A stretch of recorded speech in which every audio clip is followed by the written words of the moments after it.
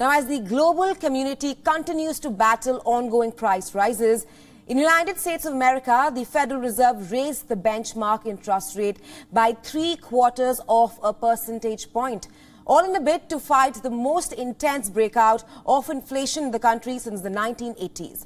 It was the second straight 75 basis point increase and the fourth rate hike this year itself, as Fed looks to cool the strongest surge in inflation in 4 decades without derailing the American economy.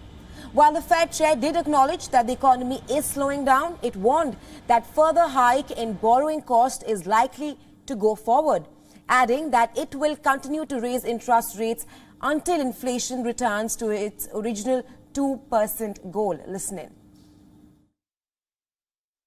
Today's meeting, the committee raised the target range for the federal funds rate by 0.75 of a percentage point, bringing the target range to 2.25% to 2.5%.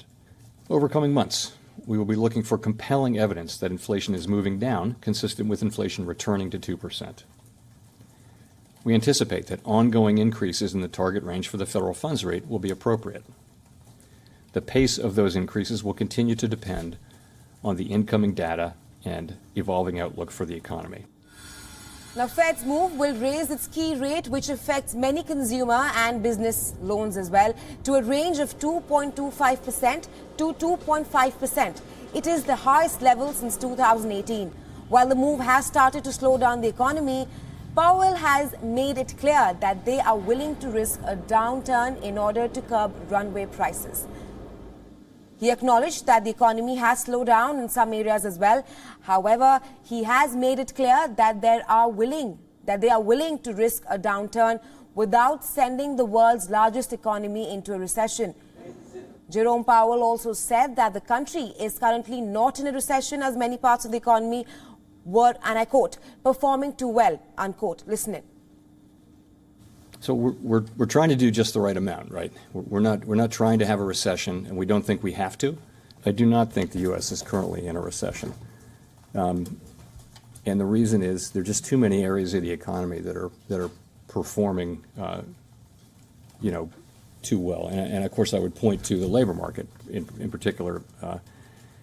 As I mentioned, it's true that growth is slowing, and for reasons that we understand, really the growth was extraordinarily high last year, 5.5%. We would have expected growth to slow. There's also more slowing going on now. Meanwhile, Wall Street rallied after Fed's announcement, cheering on the implication that the Fed may not have to raise rates so aggressively in the coming few months as well. While the dollar retreated, but the fact remains that the surge in inflation has eroded consumer confidence. Consumers are showing signs of cutting spending in face of price rise, and business surveys project that sales are also slowing down. And with the November midterm approaching, the diminished approval ratings for U.S. President Joe Biden has increased the likelihood of Democrats losing control of the House and the Senate. For more on this, our correspondent Susan Tehrani has sent us this report from New York. Listen in. The Federal Reserve announced another steep interest rate hike on Wednesday, all in a bid to lower inflation from a 4-decade high. Fed Chair Jerome Powell said on Wednesday, quote, while another unusually large increase may be in store, this time the Fed will not give further hints on when or how much rates will climb in the near future. While Fed's rapid rate hikes so far has throttled the housing market, even suppressed stock value and caused a small rise in layoffs, what it hasn't done so far is bring down inflation. The Fed says that it needs time. However, Americans responding in poll after poll say they don't have the luxury of time. Meanwhile, many economists are warning and are concerned that the Fed has already pushed the U.S. economy into a recession, or at least a stagflation, with its rapid rate hikes, one after the other,